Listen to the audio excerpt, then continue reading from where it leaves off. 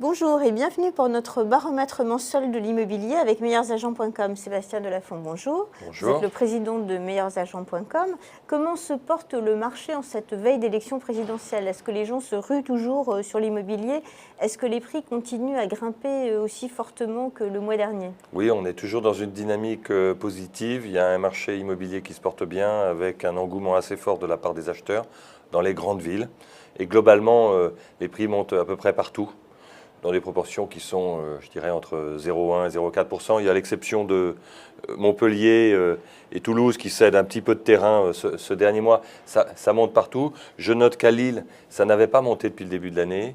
Et là, ça se réveille un petit peu. Oui, ça se réveille un petit peu, bien qu'il y ait eu mise en place récente de l'encadrement des loyers. On va suivre ça mois après mois, mais il semblerait que l'encadrement des loyers ait été mis peut-être en place de manière plus fine qu'à Paris. En tout cas, voilà, un petit sursaut du marché. Et Bordeaux a l'air de se détacher encore et de grimper encore davantage. Comment est-ce que vous expliquez ça? Oui, Bordeaux monte beaucoup ce mois-ci, hein, c'est plus 1,5% en un mois. C'est 7,4% depuis le début de l'année. C'est 11% en un an, c'est trop. À quoi c'est dû cet engouement? Il y a une surchauffe. Alors Bordeaux, la ville a été complètement transformée ces 10 dernières années en matière d'infrastructure. Là, il y a l'arrivée de la ligne à grande vitesse qui va amener Bordeaux à 2 heures de Paris.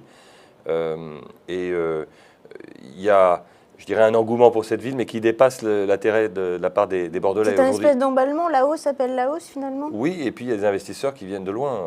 Vous arrivez à Bordeaux, les taxis vont vous parler d'immobilier, il y a des Parisiens qui viennent acheter.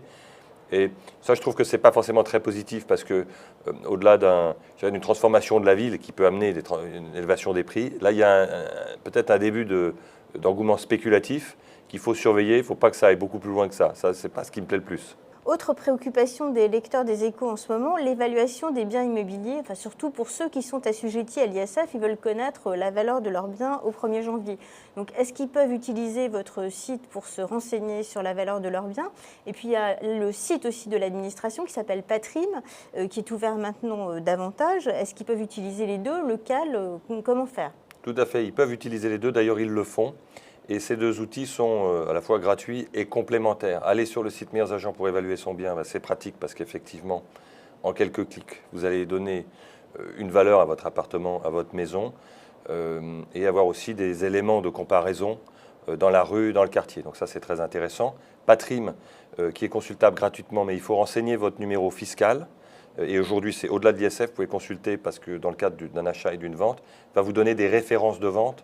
Donc avec des prix au mètre carré, non pas, ce n'est pas un outil d'estimation de votre bien, c'est des références de vente. Elles sont intéressantes parce qu'elles sont opposables au fisc. Donc les contribuables vont avoir tendance à prendre les moins chers, ça c'est je dirais c'est le jeu. Et donc ça vient en complément de ce qu'on peut faire comme estimation sur le site.